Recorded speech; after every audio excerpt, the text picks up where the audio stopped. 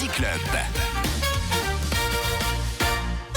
Et c'est au tour de Marine de la Créta pour sa deuxième chronique. Et tu as carte blanche, Marine. Oui. Bonsoir. Bonsoir. Alors, je sais pas vous, mais moi j'ai un truc très particulier avec la langue. Vraiment, elle m'attire. C'est une relation particulière, peut-être même un petit kink. Pourrions-nous aller jusqu'à dire une faiblesse, mais sans parler d'obsession. Notre envoyé spécial sur le terrain, mon cher Hervé, ma chère Solène. Oui, alors je suis avec une certaine Marine. Marine, vous avez un rapport très particulier à la langue. Racontez-nous. J'adore quand elles sont pointues, un peu douces, mais fermes tout de même. Le fait de pas toujours les comprendre aussi, ça me fait un truc. Vous voyez ce que je veux dire ? On sait pas nécessairement dans quel sens elle va, ni où est-ce qu'elle essaye de nous emmener. J'y suis sensible, voilà, autant que je me souvienne, j'ai toujours eu ça. Mon rêve, ce serait de pouvoir essayer celle des animaux. Hervé, Solène, je pense qu'on en a assez entendu. Je vous redonne l'antenne. C'était votre envoyé spécial, Marine. La langue, quel organe et surtout quel outil magnifique. Par exemple, la langue française, mais quelle fascination pour la langue de Molière. Vous savez, cette diva capricieuse qui change d'avis tous les ans. N'en déplaise aux gens de droite, mais même les termes tels que yel, écoféminisme, potabilisé ou encore nacho sont entrés dans le dictionnaire dernièrement. C'est fou dingo, non ?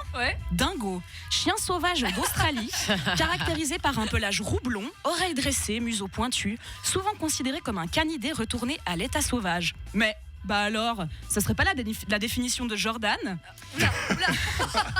Bon, ok, faut savoir que la langue, ce qui me fascine le plus, c'est l'italien.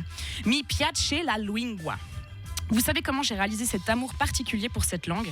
C'est parce qu'à chaque fois que je rentre dans un restaurant italien, je fais un truc de blanche avec carte gold et conscience progressiste, c'est de l'appropriation culturelle.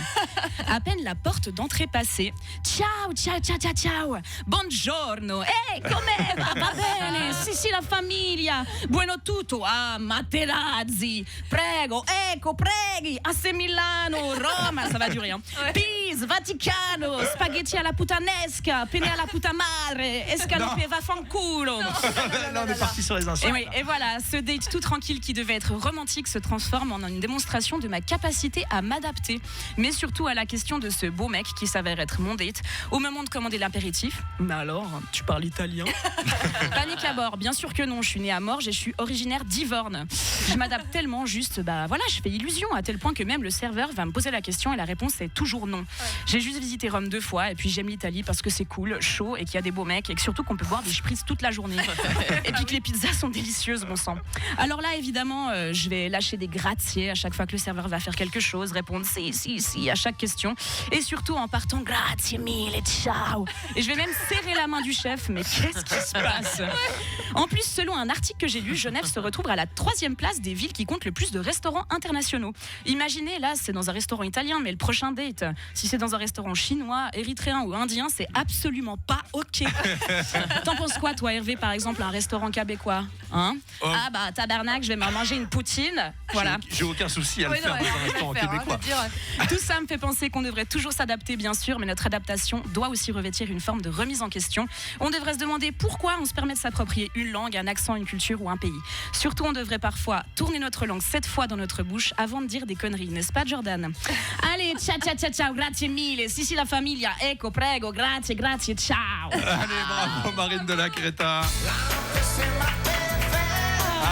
Et un peu d'Eros pour finir dans les clichés. Oui, j'écoutais ça, j'avais 14 ans et je pensais qu'il allait être amoureux de moi.